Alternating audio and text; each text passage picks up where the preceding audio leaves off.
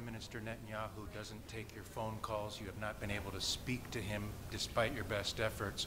We know that he is preparing potentially for a ground invasion to Rafah. If you could speak to Prime Minister Netanyahu today, what would be your message? Well, I am particularly worried with the deteriorating conditions and security for humanitarian aid delivery in Gaza. There is a breakdown in public order. At the same time, we have restrictions imposed by Israel that are not improved and limit humanitarian distribution. On the other hand, the deconflicting mechanisms to protect humanitarian aid delivery in relation to military operations are not effective.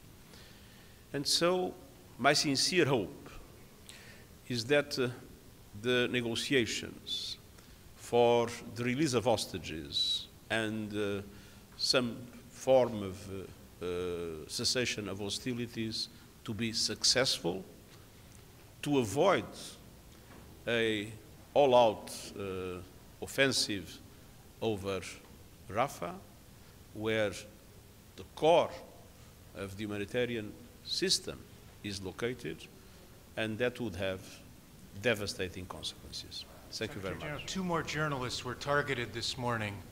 Two more journalists were targeted this morning and critical injured. It's now up.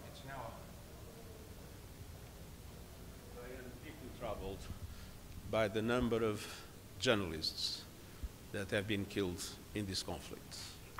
Freedom of press is a fundamental condition for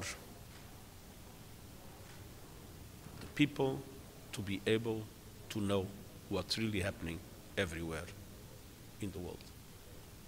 Thank you, Secretary General. Thank you, Secretary General.